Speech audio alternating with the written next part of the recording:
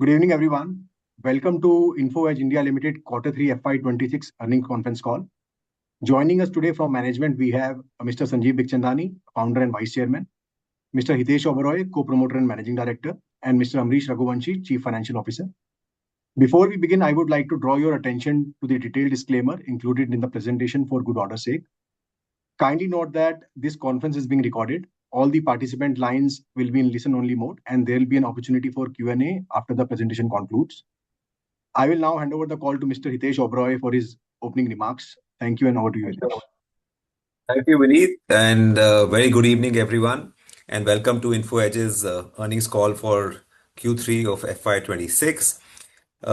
As always, we will begin with an overview of our standalone financial performance, followed by business highlights for each segment, and followed with our commentary on the strategy for each business, and we will then take questions. For the standalone business in Q3 of FY26, billings were rupees 747 crores, a YOY growth of 12%, and revenue was rupees 765 crores, a YOY growth of 14%. Operating profits at a standalone level grew by 13% YOY to rupees 297 crores, and the operating margin stood at 39%. The standalone business generated cash from operations before taxes of rupees 376 crores in Q3 of FY26. The cash generation from the recruitment business was rupees 373 crores. The non-recruitment businesses at an aggregate level generated cash of rupees 11 crores in Q3 of FY26. For the standalone business, in the first 9 months of FY26, billings were rupees 2,120 crores, a YOY growth of 12%, and revenue was rupees 2,247 crores, a YOY growth of 14%. Operating profits grew by 10% YOY to rupees 815 crores, and the operating margin was 36%. The standalone business generated cash from operations before taxes of rupees 848 crores in the first 9 months of FY26. The cash balance of Info Edge, including wholly owned subsidiaries at the end of December 2025, stood at rupees 4,825 crores. Given our inherent financial strength, consistent cash generation, and well-capitalized balance sheet, the board has approved an increase in the dividend payout to enhance shareholder returns while retaining adequate capital to support business operations, investments, and potential strategic acquisitions. The dividend payout ratio has been revised to up to 65% of PAT, continuing our track record of progressively improving shareholder distributions with last year's payout at 39%. The board has also approved a second interim dividend of rupees 2.4 per share for the year. Moving on to segmental performance and starting with the recruitment business, standalone recruitment billings grew by 11% to rupees 548 crore, and revenue grew by 14% to 575 crore. Recruitment billings, including Zwayam and DoSelect, grew by 9% to rupees 565 crore, and revenue grew by 12% to rupees 592 crores. The operating profit for the standalone recruitment segment improved by 15% year-on-year to rupees 341 crore, and the operating profit margin was 59%. Cash generated from recruitment operations was rupees 373 crores. In the first 9 months of FY25-26, the standalone recruitment billings grew by 10% to rupees 1,564 crore, and revenue grew by 14% to rupees 1,675 crores. Recruitment billings, including Zwayam and DoSelect, grew by 10% to rupees 1,623 crores, and revenue grew by 13% to rupees 1,735 crore.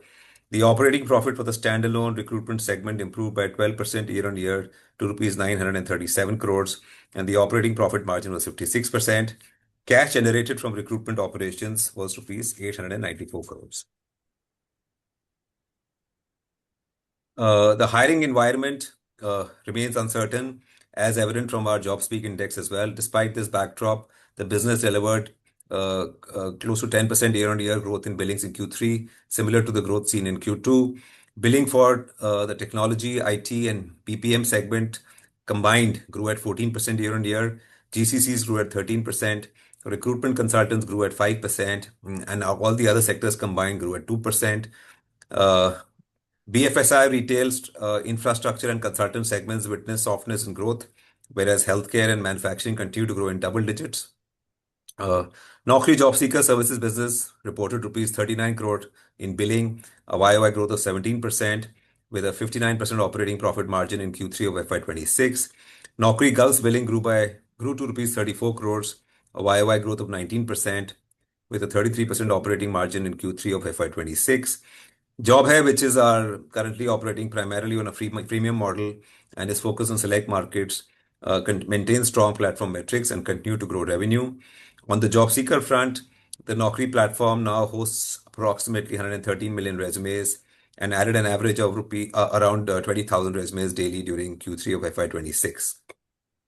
Marketing expenses were significantly lower in Q3 compared to Q1 and Q2 and were flat on a YOY basis in Naukri. We continue to invest in Job Hai and other smaller businesses as they scale up monetization efforts. Therefore, the operating margins, which saw some moderation in Q1 to 53%, improved by 330 basis points to 56% in Q2, and further improved by 350 basis points to over 59% in Q3. Excluding Job Hai, the recruitment margins were around 62% in the third quarter. Moving over to the real estate segment, in Q3 of FY26, billings grew by 14% to rupees 117 crores, and revenue also grew 14% to rupees 119 crore. Operating losses were rupees 20 crore, whereas cash losses from operations were rupees 10 crores in Q3 of FY26. In the first 9 months of this year, billings grew by 15% to rupees 334 crores, and revenue grew by 13% to rupees 344 crores. Operating losses were rupees 63 crore, and cash losses for operations were rupees 27 crores in the first 9 months of FY26. The secondary business performed well in real estate, while the primary segment remained relatively slower. We continue to gain fresh supply share across categories, including residential, resale, and rental, as well as commercial, spanning both the owner and broker segments, further strengthening our supply leadership. Live resale cum rental listings from brokers grew 41% year on year, while live new project listings increased 27% year on year during the quarter. Our investments in the platform supported additional gains in traffic share, with the quarterly average at 46%, up from 44% in Q2. With consistent traffic share gains and accelerating response growth and mid-teens billing growth in recent quarters, we believe we have outpaced the market and continue to expand not just our traffic but our revenue share as well. Moving on to the matchmaking business, in Q3 of FY26, Jeevansathi billings grew by 29% to rupees 36 crores, and revenue also grew by 28% to rupees 35 crore. The business incurred an operating loss of rupees 2 crore and generated cash from operations of rupees 5 crores in Q3 of FY26. We acquired Aisle a few years ago, and the business has since made good progress. We now own 100% of Aisle and are reporting its performance alongside Jeevansathi as part of our matchmaking portfolio. Jeevansathi plus Aisle reported rupees 46 crores in billing, a YOY growth of 31%, and the combined operating losses reduced by 60% to rupees 4 crores in Q3. Both businesses are operating near break-even now. In the first 9 months of FY26, Jeevansathi billings grew by 32% to rupees 104 crore, and revenue also grew by 29% to rupees 102 crores. The business incurred an operating loss of rupees 1 crore and generated cash from operations of 11 crores in the first 9 months. Jeevansathi plus Aisle reported 132 crore in billing, a YOY growth of 31%, with a combined operating losses reduced by 64% to rupees 8 crores in the first 9 months of FY26. Jeevansathi remained focused on improving sales conversions and ARPUs during the quarter. The market continues to be competitive, with leading matrimony platforms investing in marketing and offering higher than usual discounts. Aisle grew at 35% YOY during the quarter, and Arike, the Kerala app, Malayalam-focused app, is growing at an even faster pace. Moving on to our education business, in Q3 of FY26, billing was rupees 46 crores, a YOY growth of 4%, and revenue grew by 3% to rupees 336 crores. The business incurred an operating loss of rupees 1 crore and generated cash from operations of rupees 17 crores in Q3 of FY26. In the first 9 months of FY26, billing was rupees 119 crore, a YOY growth of 7%, and revenue grew by 14% to rupees 126 crores. The business delivered an operating profit of rupees 8 crores and generated cash from operations of rupees 11 crores in the first 9 months of FY26. The domestic Shiksha business continued to grow in billings, whereas the study abroad business witnessed softness in Q3. The AI-related impact is now very visible in the Shiksha domestic business and has led to a sharp drop in traffic. This will also impact billing growth over time. The business is strengthening its domestic counseling capabilities to drive higher conversions from client responses to student applications to mitigate the AI impact. It's pivoting its business model, but time will tell how this pans out. I would like to now take a few minutes to talk about how we are thinking about our growth strategy for across our businesses, starting with recruitment. We believe Naukri's growth is driven by three variables: overall hiring volume, our share of hiring, and revenue per hire. Hiring on the platform can be broadly classified into three different segments: premium hiring, CTC of greater than 30 lakhs per annum; mid-level hiring, CTC between 5 and 30 lakhs per annum; and the value segment of CTC less than 5 lakhs per annum. Across these segments, we are working on increasing our hiring share and increasing our revenue per hire. In the premium segment, the overall market size is small but growing rapidly. Our hiring share in this segment is growing faster.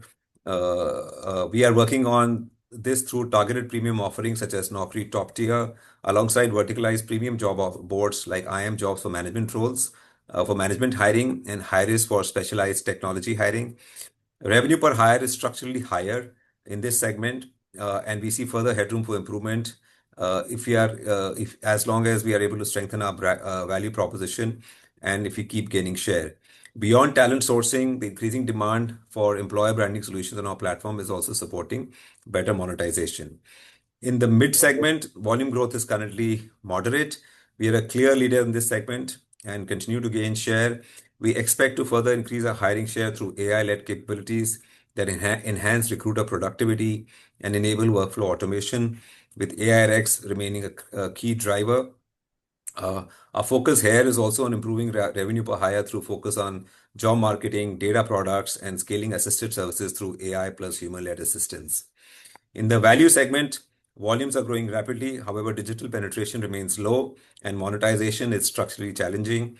Our hiring share is currently limited, with job hai expected to play an increasing role over the long term. In this segment, ARPUs are lower, churn is high, employers hire urgently, not periodically, and workers don't maintain resumes and look for jobs locally. Therefore, success here depends on building a platform that enables real-time labor matching while creating simple workflow solutions for the informal economy. Similar models have scaled effectively in markets such as China, where platforms build strong SME density and unlock meaningful growth. We view this as a medium-term opportunity that can potentially contribute meaningfully to recruitment revenue over time, grow faster than the core business, and benefit from the broader formalization of the economy. Beyond the core B2B business, our B2C offering is scaling well, delivering a CAGR of 20% over the last few years while improving profitability from 30% to 59% over the last couple of years. This primarily comprises of two consumer offerings: Naukri 360 that offers AI-powered profile, resume, interview prep, and job discovery solutions, and Naukri Minis, a high-quality, short-form content feed that drives strong engagement by providing career insights. Driven by these initiatives, monthly active users have grown at a CAGR of 12% over the last couple of years, and paid users as a percentage of MAU have risen from around 1.2% to 1.6% over the past year, with significant room for further growth. The revenue growth has been driven by the launch and rapid scale-up of Naukri 360 that has led to two shifts. First being transforming from an offline lead calling-based sales model to a largely self-serve online-first model. Our online revenue mix has changed from 27% to 54 has moved from 27% to 45% over the last 12 months. The second shift is the embedding of candidate service delivery within product, leveraging AI and delinking scale from ops bandwidth. With improving engagement, expanding monetization levers, and continued product innovation, we believe this business is well positioned to sustain healthy growth going forward. On the international side, our Naukri Gulf business has delivered billing growth of 20% over the last few years, alongside a meaningful improvement in profitability, progressing from break-even to an operating margin of now 33%. The platform extends the Naukri playbook to the Middle East with localized solutions tailoring to regional hiring needs, while building a strong on-ground presence and solid brand recall amongst both job seekers and recruiters. With healthy hiring momentum across these markets and a strengthened operating foundation, we believe Naukri Gulf is well positioned to sustain strong, profitable growth going forward. Moving on to the real estate business. The real estate business spans multiple segments: new homes, resale, and rental within residential, along with commercial, with new homes and resale comprising the majority of the market opportunity. Over the past 12 to 18 months, we have consistently expanded our traffic share by approximately 0.5 to 1% each month, reflecting steady execution and strengthening platform relevance. In the residential resale segment, daily fresh supply has grown by 40% over the last 24 months, taking our supply share to 50% in Q3. Response growth has nearly doubled over the last couple of years, and grew by over around 60% in Q3. In the new project segment, this is a large market, estimate at about 5,000 crores, including both digital and non-digital advertising spends. Our current share remains relatively modest, with a meaningful portion being captured by horizontal platforms such as Meta and Google. This presents a significant headroom opportunity for us. We are seeing some green shoots here. Response growth in this segment, which was flat last year, is now but are now growing at 30% year on year on our platform. We are strengthening our penetration and offerings in this segment, including the recent rollout of 99 Shots in the NCR market, an Instagram-style short video feed featuring project insights, resident reviews, and curated content to drive deeper user engagement. The rental and commercial segments, while small today, are also seeing faster response growth on our platform. Sustained gains in supply, traffic, and response position us well for continued growth. These operating improvements typically translate into billing growth with a lag as customers increase spending after experiencing a better response and better quality of response over time, which in turn will drive operating leverage and cash flow generation. Moving on to the matchmaking business, Jeevan Sathi, the business has delivered consistent momentum with 30% YOY billings growth over the last 7-8 quarters, and has progressed from operating losses of rupees 120 crores a few years ago to now reach break-even. We have emerged as a leader in the Hindi market, in the Hindi-speaking markets, with a 45% profile share, and we continue to expand our presence. Our focus remains on building a more dominant position in these markets, which should help drive higher monetization over time. We are also developing new products, leveraging Gen AI and data science to enhance user experience and make the partner search process simpler, faster, and more relevant. In the first 9 months, the IL business, which is an acquisition, also recorded rupees 28 crores in billings, reflecting 30% YOY growth alongside a meaningful reduction in operating losses. In IL, our near-term focus is on product improvements to drive engagement.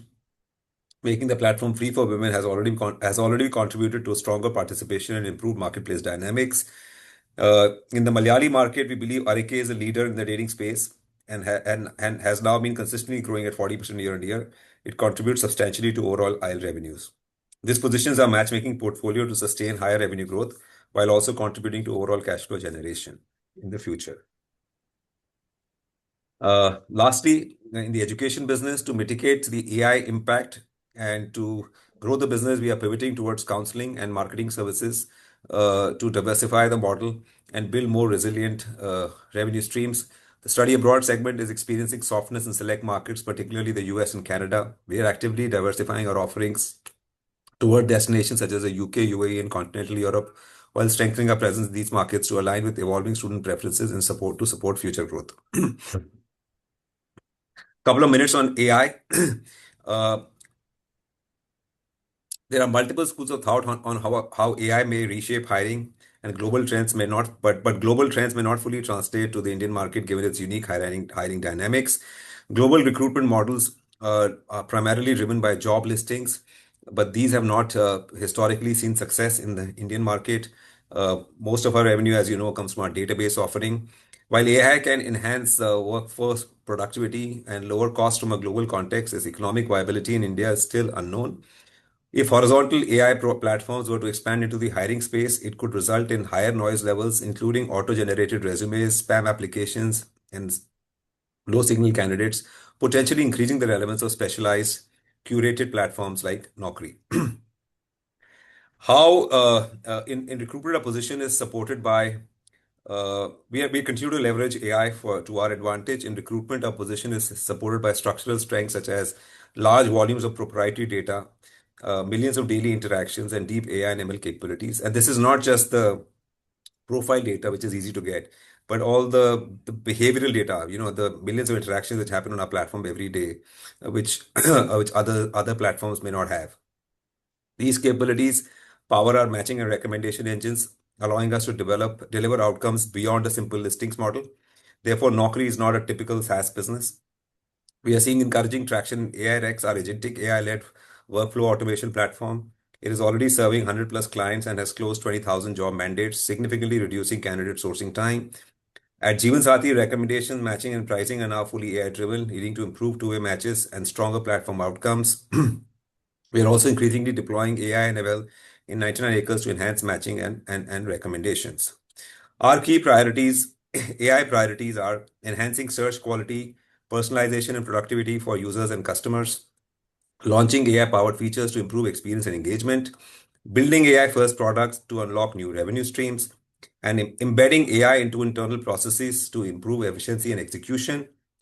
And lastly, across all our businesses, Gen AI is enabling faster feature rollouts, scalable content creation, and more efficient marketing, with several recent campaigns developed in-house using AI-led tools. Overall, our AI initiatives are delivering tangible operating outcomes and positioning us well to support growth across all our verticals, including recruitment, 99 acres, Jeevan Sathi, and Shiksha, while reinforcing our competitive strengths. Thank you all for joining the call, and now we are happy to take any questions. Thank you, Hitesh. Anand, we can now begin with question answer session. We already have some questions in the queue. Thanks, Vineet. We already have 2 questions. Anybody who wishes to ask a question may raise the hand. We'll take your name and announce your turn in question queue. Yeah. So the first question is from Sachin from Bank of America. Sachin, go ahead and ask your question. Thanks, Anand and Vineet. I have 3 questions. First question, Hitesh, just want to double click and get a little bit more clarity in terms of the hiring segments, what you mentioned, premium, mid-level. Wanted to understand, basis your interactions with all the companies, how are you seeing actually the hiring trends out here? Obviously, there are a couple of pointers, right? One is how the macro is going, an industry-specific issue. And second is an AI-led impact, where clearly there's a bit more uncertainty and most corporates are not as sure in terms of, how should they think about hiring. So what are you guys picking up, and how should generally we expect trends in the premium and mid segment going ahead?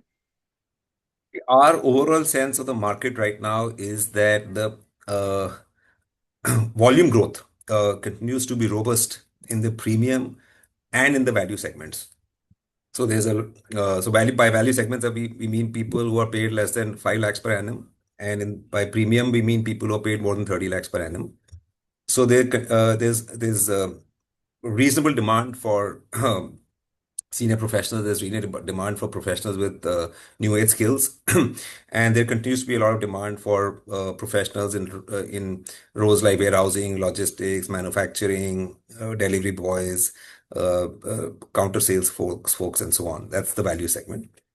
The mid segment volume growth has moderated actually over the last few years, is what we sense. So in our view, so we used to see 7-8% volume growth in this segment every year, maybe 4 or 5 years ago. Since then, that has moderated to 4% volume growth. That's what we are sensing right now. So this segment, which is the 5 to 30 lakh segment, seems to be under pressure on volume.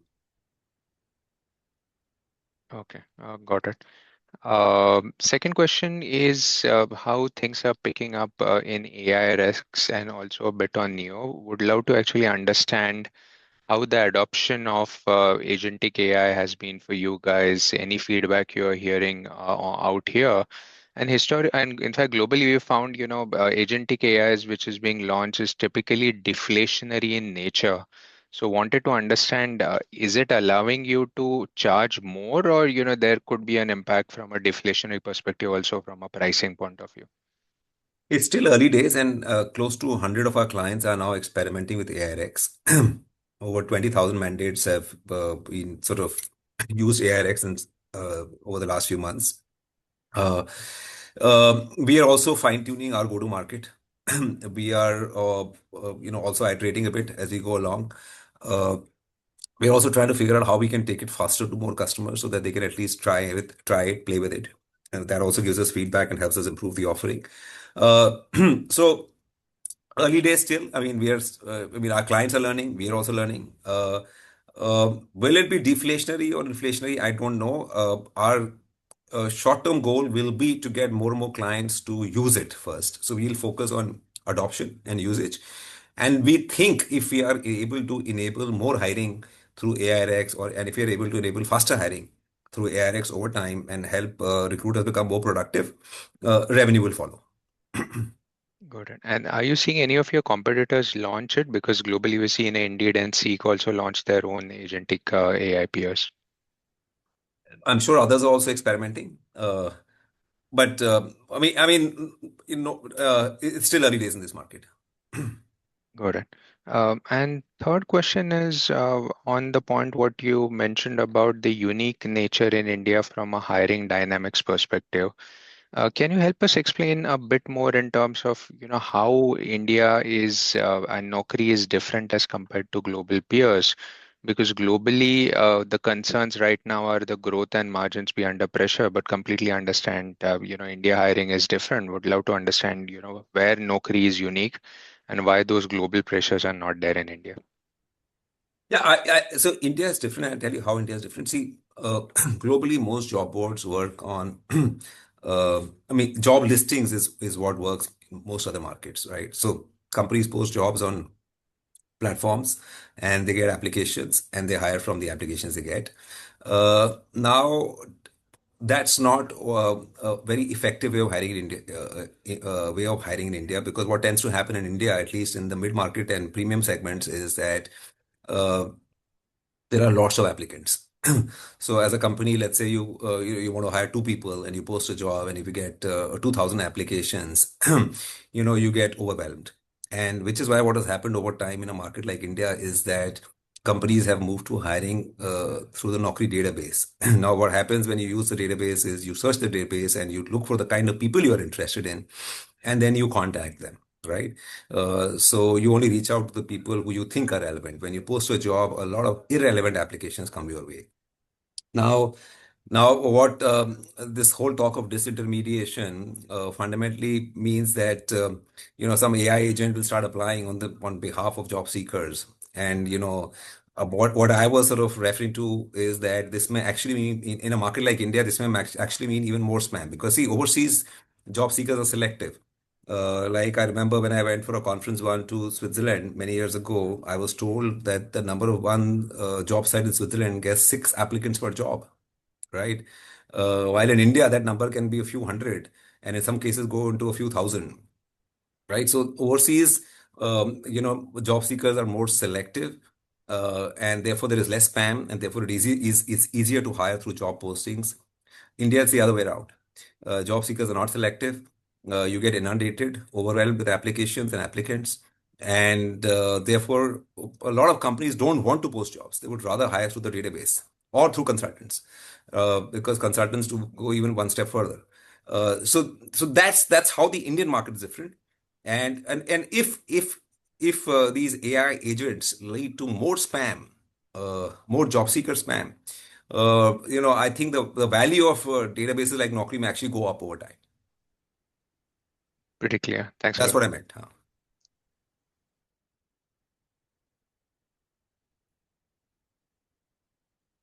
Yeah, that's it from me. Thanks. Okay. Thanks, Sachin. Next question from Vivekanand from Ambit Capital. Vivek, go ahead and ask your question.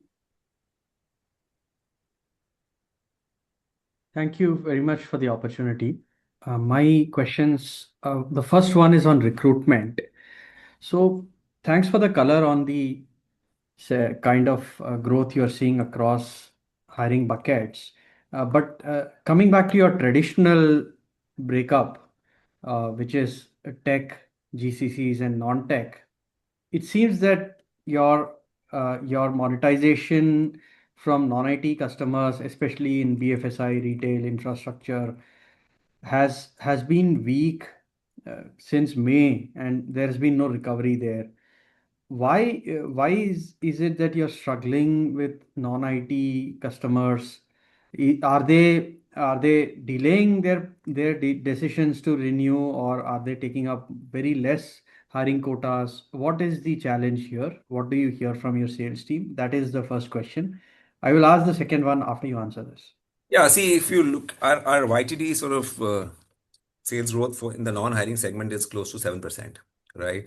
So we've seen a sharp slowdown compared to last year. Um, uh, Now, there have been one or two cases where clients have sort of not renewed for their internal reasons. Maybe if they will come back and renew 3 months from now, 6 months from now, who knows? But even if I were to take that into account, it's low growth, 7, 8% in that ballpark for the year. Some sectors are still growing, like healthcare, but others have been slow. I suspect this is cyclical. I suspect this has to do with the economy. And if the economy turns and hiring growth will come back to these segments. That's my sense. I could be wrong. I don't think this is because of AI or anything, because it's not as if a lot of non-AI AI, IT companies have started adopting AI in a big way. I think this is perhaps cyclical and has to do with the economy. And as and when the economy comes back, this growth should come back. Okay. So, Hitesh, just a follow-up on this, connecting it to the volume growth you are seeing in the under 5 lakh CTC segment. My understanding was that a large number of hiring mandates among the non-IT customers would be these kind of mandates, right? So Well, why? some certain proportion, of course.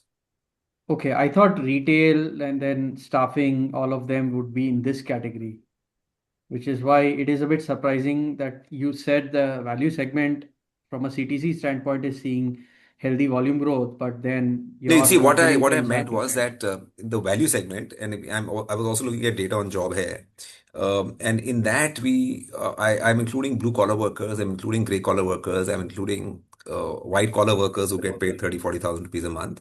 Our sense is that job growth in this segment is higher than the job growth in the mid market segment. In the pure white collar 5 to 30 lakh category segment. Similarly, job growth in the premium segment, which is the above 30 lakh rupee jobs, is our census today higher than in the mid market segment, right? That's what we are sensing.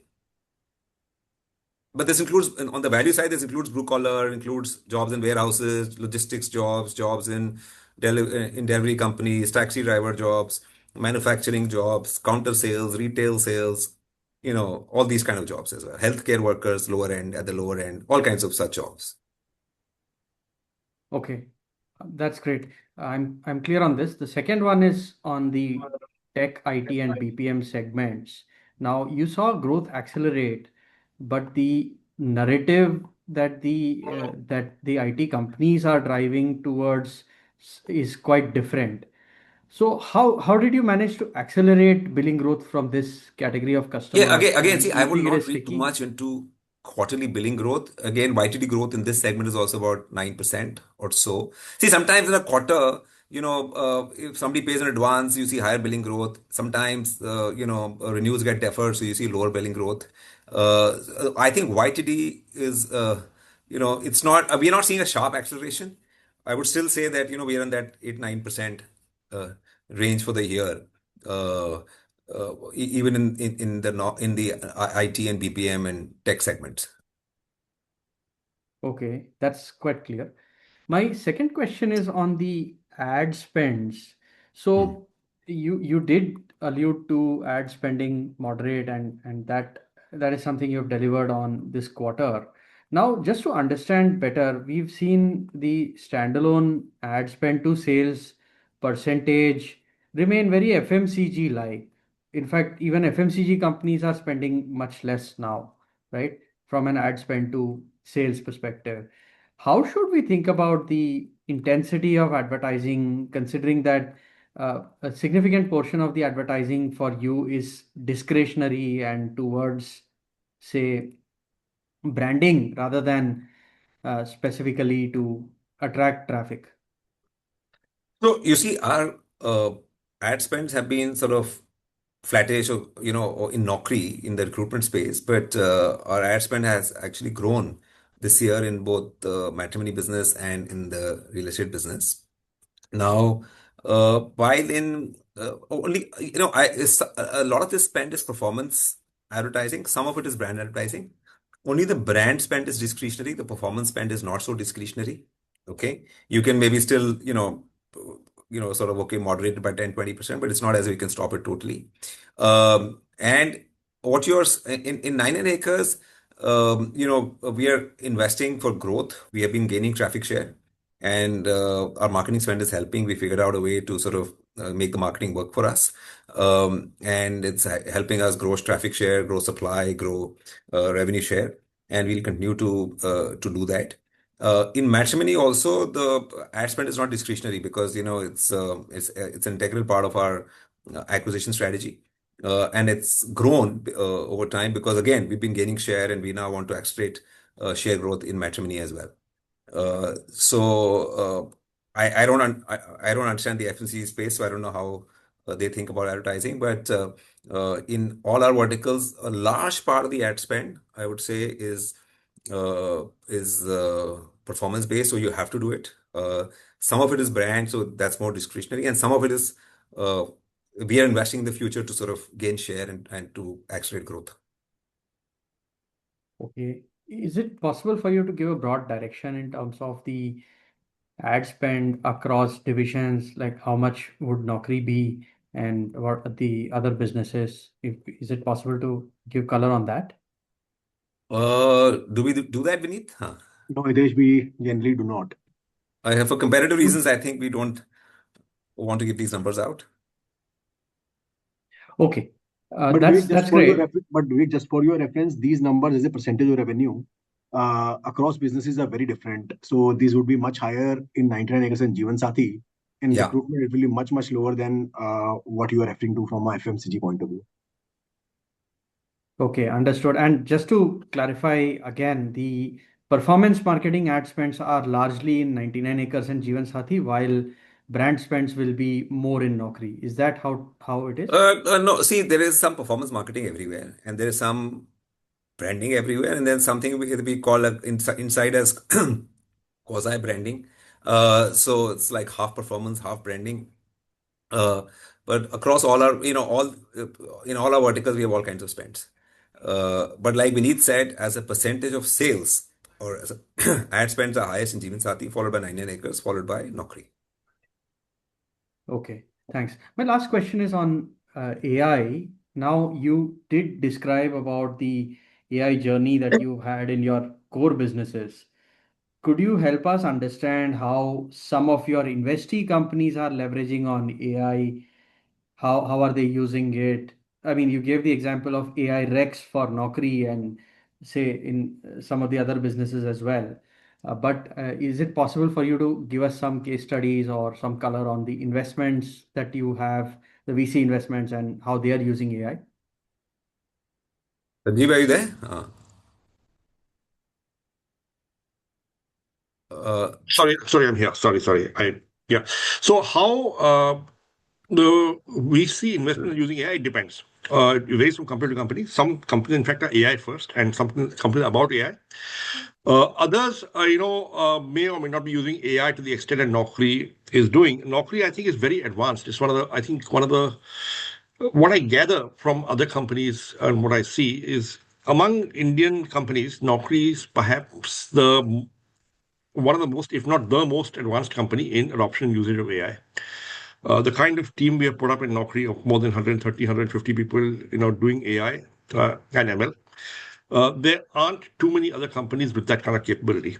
Having said that, there are companies that are AI first, and many other startups have, they do with 5 engineers or 10 engineers. Naukri's got 150, 130 to 150.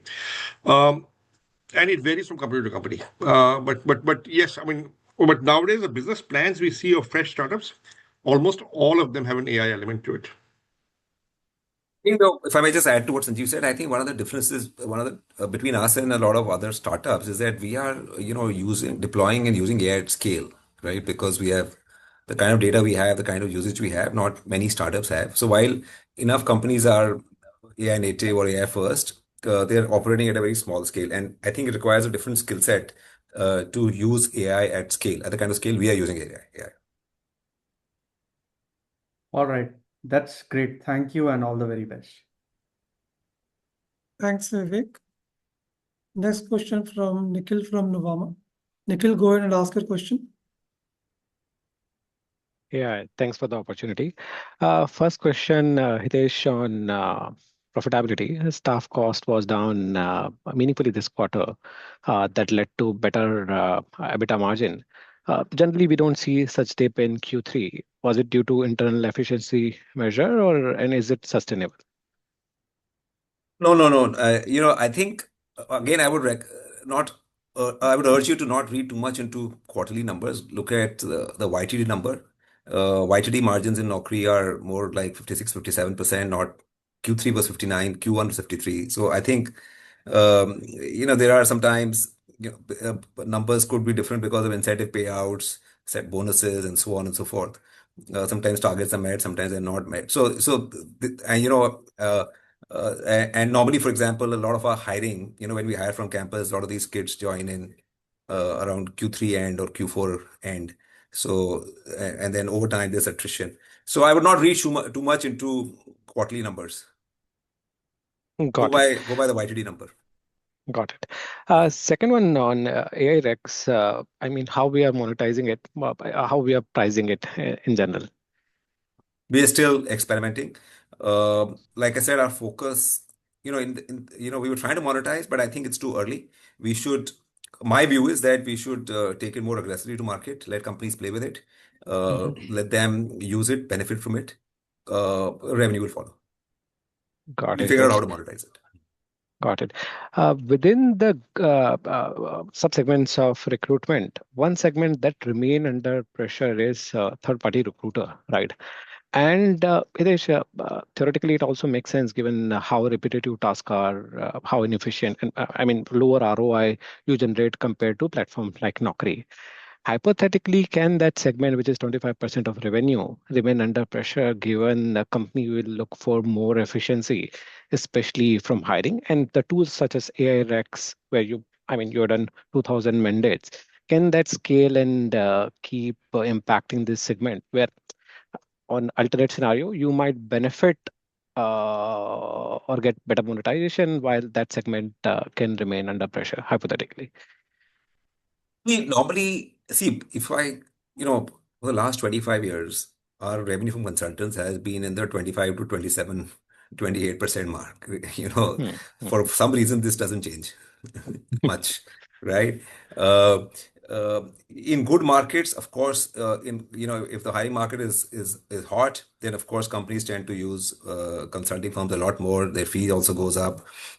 In a lukewarm market, companies would take their own sweet time to hire. They're not in a hurry. They first use platforms like Naukri, etc. And only if they're not able to get success do they go to consultants. And of course, they also drive down consultant fees. Right. So one, it's of course that. Then the other thing, it also depends on who's able to adopt these new technologies faster. So consultants are also smart. And our AI Rex, I'm sure we'll offer it to consultants also. It's not as if we'll offer it to only companies. Right. So if they are faster off the block, because they are promoter run firms, if they are, they tend sometimes, often many of them tend to be nimble and agile and they move quickly. So if they adopt these tools faster, who the hell knows? They may become more efficient over time as well. Now, companies will, of course, also adopt these tools and try and become more efficient. So, but what I've seen over time is for some reason, consultants are continuing to be 25% of our revenue. Sure, Hitesh. Just last one on pricing. I think for 2 years, we haven't increased at a blended level pricing meaningfully. Can that pricing increase going ahead with initiatives such as AI Rex, with initiative where we are pushing Naukri top tier? At a blended level, can pricing grow, let's say, at par with the mid to high single digit type, which we were doing earlier? It can, but so it's easier to do it if you offer more value adds to companies, right? And it's easier to do it in a hotter market, in a hot recruitment market. It's harder to uh, push pricing, when companies are not hiring a lot of people, right? Because they take their time, they can wait, they negotiate. We have quarterly targets to meet. Salespeople are incentivized on quarterly quotas and so on. So they end up giving discounts sometimes.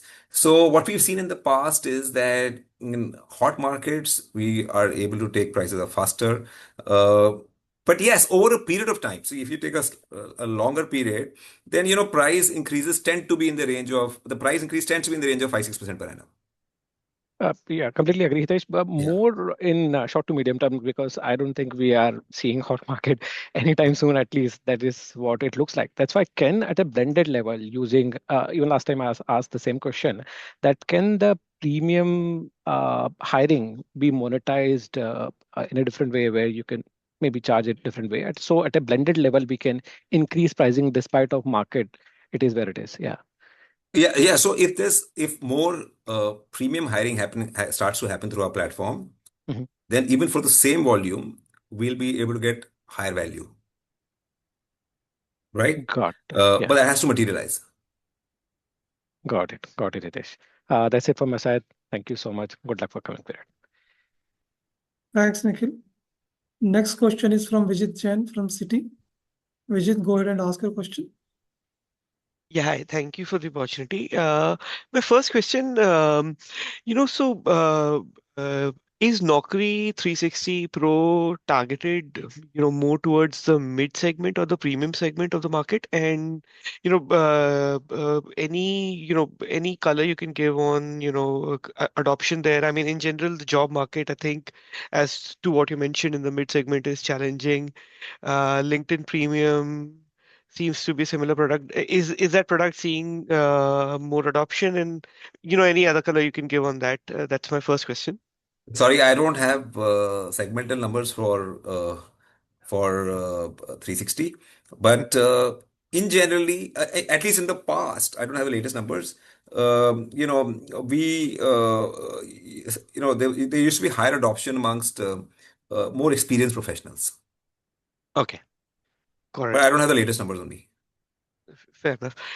The second question was kind of related. So, with this, so assuming that, this trend where, you have more growth momentum in the premium segment and say in the value segment, and there's this whole debate on whether whether AI pushes people up the pyramid curve, so to say.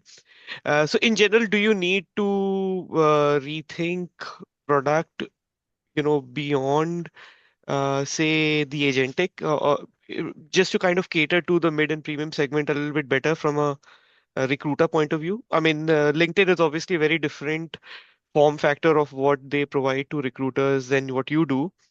And if the job market is shifting that way, do you shift more towards LinkedIn model, or is there a third approach?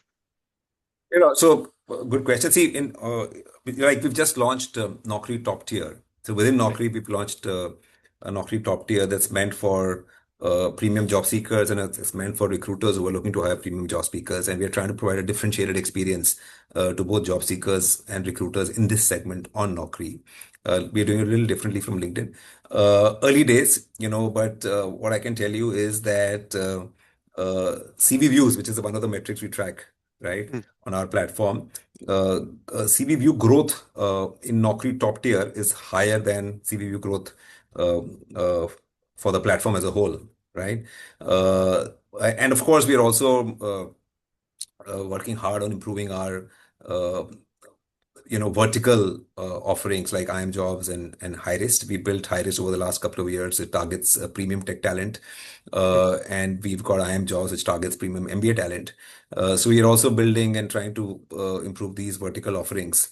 Of course, there are some people who are on both IIMjobs and Naukri, but there are enough who are only on IIMjobs and not on Naukri. There are enough who are only on Hirist and not on Naukri. And we are taking them to these offerings to recruiters. In the premium segment, we have headroom to grow our share, right? Because we're not as dominant as we are in the middle segment. So there's an opportunity here. We're working hard on it. Let's see where we end up in the next 12 to 18 months. Yeah. So do you have a second question? Sorry. Yeah. So, I mean, I think I was just trying to get a sense of, so you mentioned IIM jobs, high risk, Naukri top Hmm. tier. I Hmm. mean, is there a,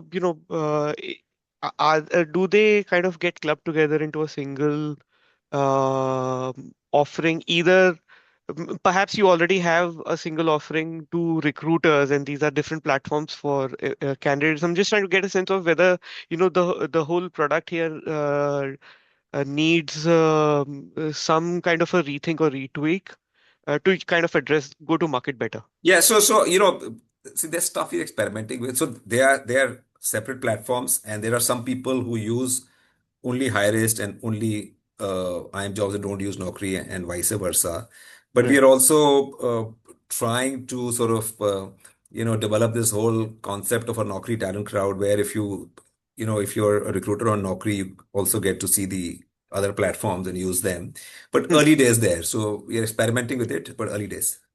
Got it. And one related question. So, you said premium hiring is doing well. I know GCCs is doing well. There would be safe to assume that it's kind of an overlap there, right? To a certain extent. Yeah, there'll be some overlap for sure. Yeah.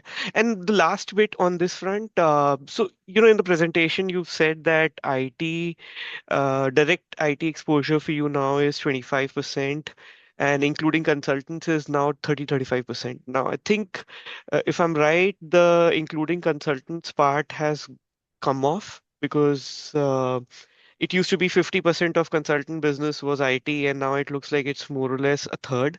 So is there a shift happening there? See, Uh, this is my sense is, see, this is, if the case right now, but let's say if IT hiring were to come back to the bank, then, I consultants will see. again go back to IT companies and start hiring for them. So Okay. consultants are nimble, they agile, they sort of move where the hiring moves to. So if there's Hmm. a lot of IT hiring, they put more people onto IT hiring. If there's, on the other hand, if they don't see action on the IT front, they move into other segments.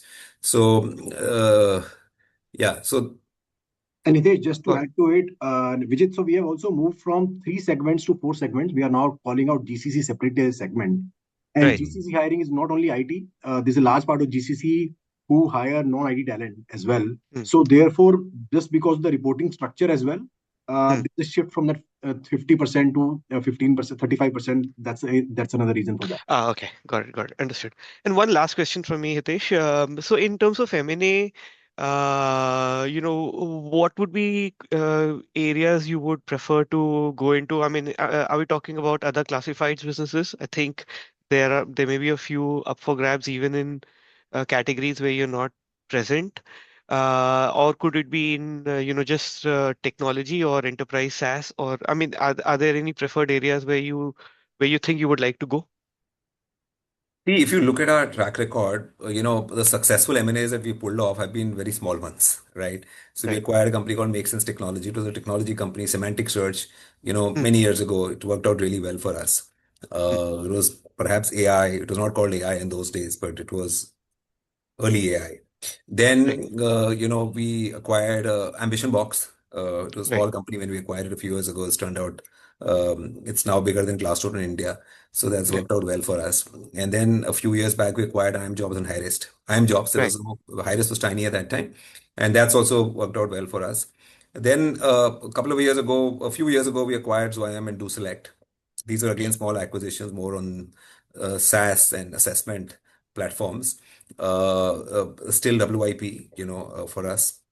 So I think we'll continue to be open to the idea of acqui-hires, acquiring for technology, acquiring products, acquiring small businesses which we think we can scale, given our Hmm. distribution, given our sales reach, given our established customer base. So these are acquisitions we'll be open to, or if something takes us into a slightly different segment, like IIM Jobs and Hires were, we were weaker on the premium side, so we sort of Right. bought these companies. We are doing job hire internally, right? Hmm. That's a blue collar play. So Right. let's see how that plays out. But tomorrow if there's something interesting on the gig side, or if there are other areas that you think are likely to grow faster, then we'll be more than open to acquisitions in those segments. Hmm. That's in jobs, and similarly in real estate and in matrimony, we acquired IL. So matrimony in Jeevan is more about matrimonials, while IL is more dating for matrimony. So it's a little different from, and while Arike is a regional dating platform. So in the businesses, in the verticals we operate, we will continue to do these small acquisitions in adjacent areas, because especially if they give us, especially there are, they help us build a technology moat, or they help us take a new product. They give us a new product which we think we can scale 10x by taking it to market through our sales system, or if they help us acquire a new capability which will be useful over time. So these are the kind of we are constantly on the lookout for. The big M&A is different. It's opportunistic. We haven't done any big M&A till now. In some sectors, consolidation makes sense, but there aren't too many companies. We are unlikely to do a major diversification. It's not ruled out ever, but unlikely in the near future. Got it. Got it. Great. Thank you, Hitesh. Those are my questions. Thank you, everyone. Thanks, Vijit. Next question from Ankur from JP Morgan. Ankur, go ahead and ask your question.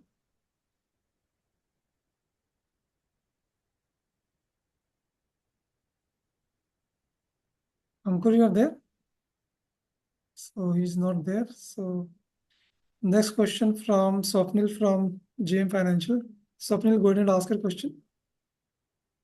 Hi, thanks for the opportunity. My first question is to Hitesh. And Hitesh, if I look at your historical revenue breakup, you used to mention revenue by product type, and that revenue used to contribute roughly around 2/3 of our B2B revenue in the Naukri business. Now, the question out here is like, assuming, and I'm presuming this is basically the revenue was so high because people used to download the CVs a lot more, given they used to do it in volumes. Assuming tomorrow, because of AI, the access required by the companies reduces meaningfully, right? Is there a possibility that the companies will also want to renegotiate on the pricing of the subscriptions that they pay for?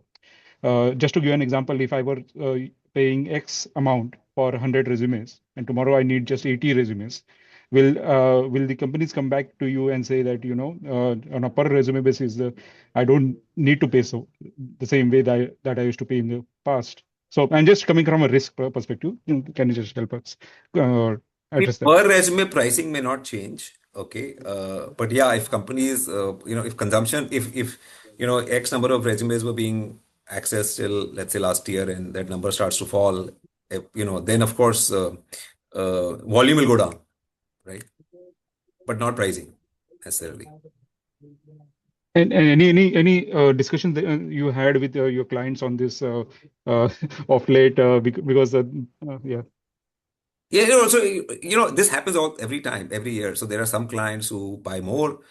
Some clients if they anticipate lower hiring, they downgrade. So this happens all the time. Yeah, this has been happening for several years now. In a good market, most clients tend to consume more.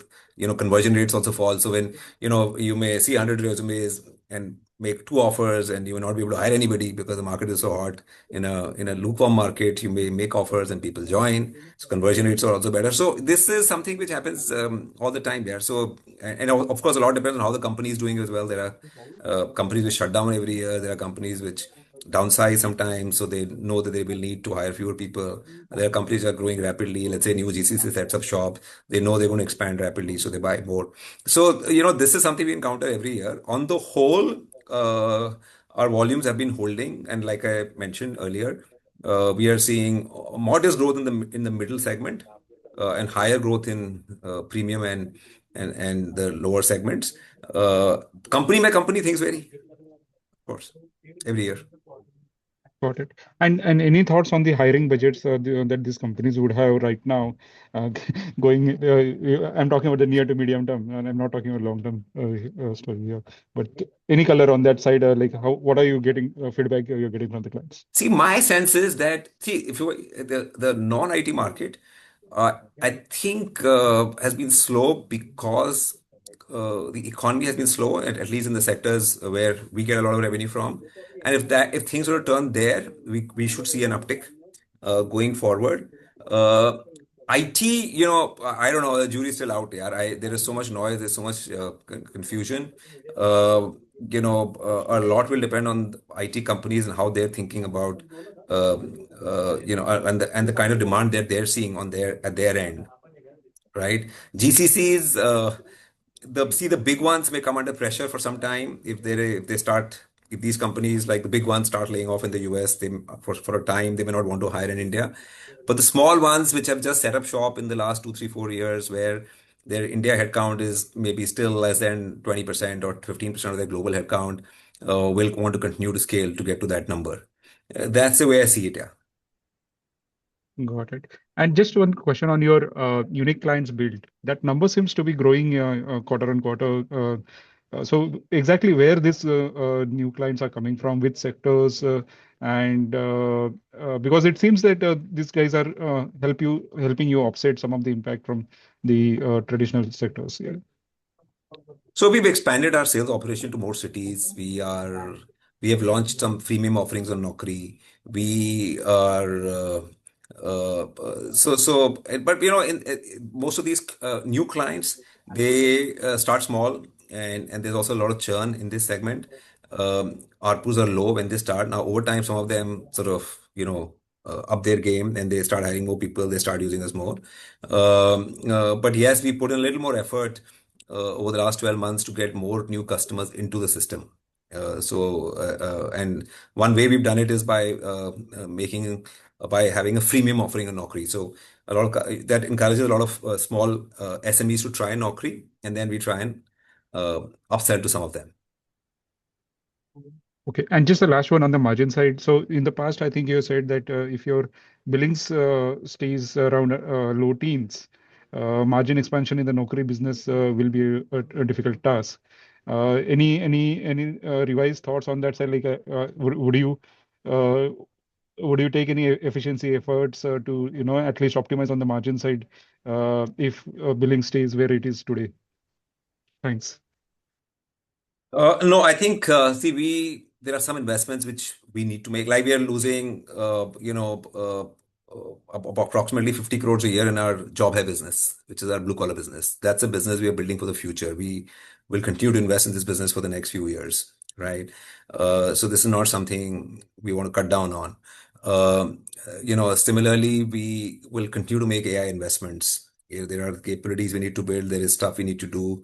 There could be a temporary slowdown in hiring, but it's important that we are ready, when hiring comes back, and we are able to grab the opportunities which AI is sort of bringing our way. So we will continue to make these investments. Marketing investments we can play with a little bit here and there. They don't really matter in the short term. It's not our headcount will not go up too much, right? So if we can grow in the teens, we'll be able to maintain and improve our margins. If we grow in single digits, then we might lose some margin. Let's see. Got it, Hitesh. Thanks a lot for answering those questions, and all the best.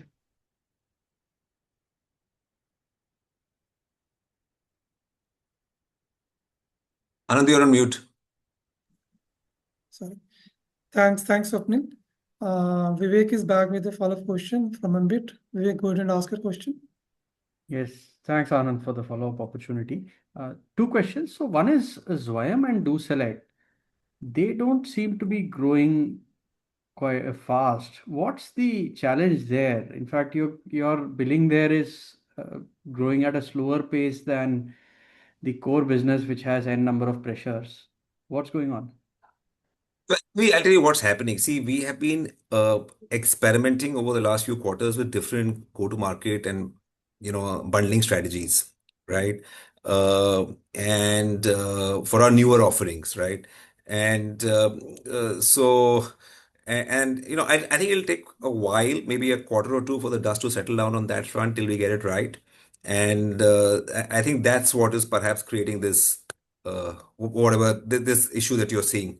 You've rightly identified it.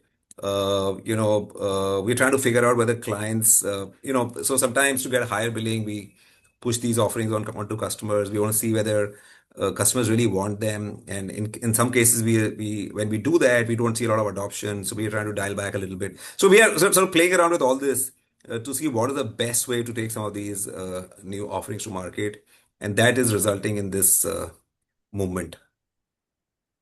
Things will settle down maybe in a couple of quarters. Okay, excellent. The second one is on Job Hai. Now, you said that you're spending some 50-60 crore there on an annual basis. So how has been the offtake? How many cities have you gone to? Have you been able to do any detailed, uh, perhaps pilots or monetization with some of your associate companies also? I mean, Zomato, for example, or Eternal, for example, has a lot of feet on street as far as the rider fleet is concerned, where you might be able to experiment with Job Hai. So if you can detail some progress sector-wise and also market-wise to help us understand the scalability of Job Hai, say from a 3-5 year perspective, that would be great. Yeah. So, excellent. So, question. So, I'll tell you, see how we have approached Job is we worked very hard on the product. We wanted to get the product market fit right. And I think we are past that point. We wanted to get the playbook right. The playbook of taking it to market and the scaling playbook. So, what we did over the last 18 months was to double down in one city, so we chose Delhi NCR because that's where we are based, and said let's try and see if we can make Job Hai big in Delhi NCR. Now the good news is that we believe that Job Hai is now the biggest sort of player in this segment, right? In NCR. So we are bigger than any other player, and we have started monetizing also in Delhi NCR. Now on monetization normally follows with a lag of a year. So we are not the largest still, but we are sort of growing month on month.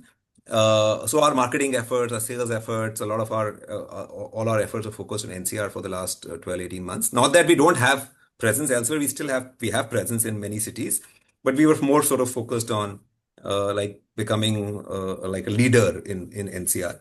Now that we are more confident, we will over the next 12 months take this playbook to other cities. So we may not go to 60 cities or 80 cities in the next 12 months, but we will perhaps take this model to Bombay and Bangalore and a few other cities and see if we can become a leader in those markets. And then over time, we'll take it to other cities. So that's the way we're approaching it. Now, this is a market where there's a lot of volume, but ARPUs are low. It's not easy to make money, but it's important for the long run. Strategically, it's important because it keeps other players out in the short term as well, and because once people get in, then they may move into other segments.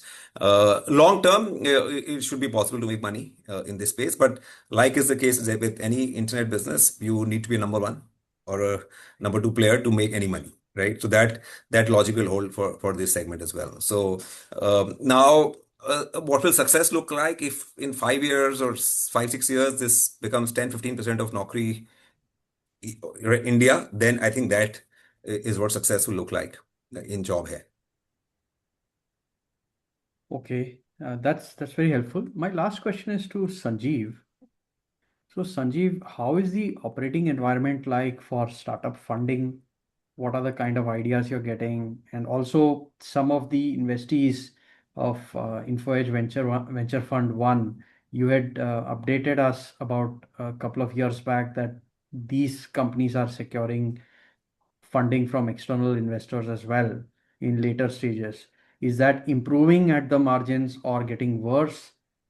Please help us understand the overall funding landscape, not just at seed stage, but maybe Series B, C as well. Thank you. So, without sort of taking specific names in the portfolio, because we'd rather announce that in a planned manner. Look, the winners are being sorted out, and the winners are moving ahead and getting further funding, and both in Fund 1, Fund 2, and 1 or 2 even in Fund 3, pretty soon actually. Now, a few were hit by the US tariffs, because they did cross-border business. But they adjusted, adapted, went to other markets. sometimes raised prices and sort of found that the demand was still sticky. So actually, they've come out of it fairly well. And now, hopefully, with tariffs going down, they should be back in business. Okay. So I would say about maybe, out of 27, maybe 10 or 15 have got serious follow-on rounds. And, some of them are doing very well. But no, the business, what we actually need is 4 or 5 big winners out of the first fund to really return the fund and, make a good multiple on it.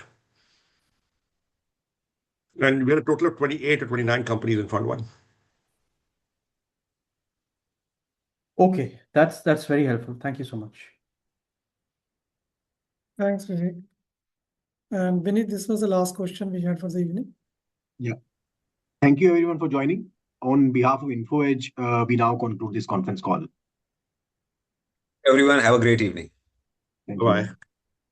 you. Thank you so much, everyone.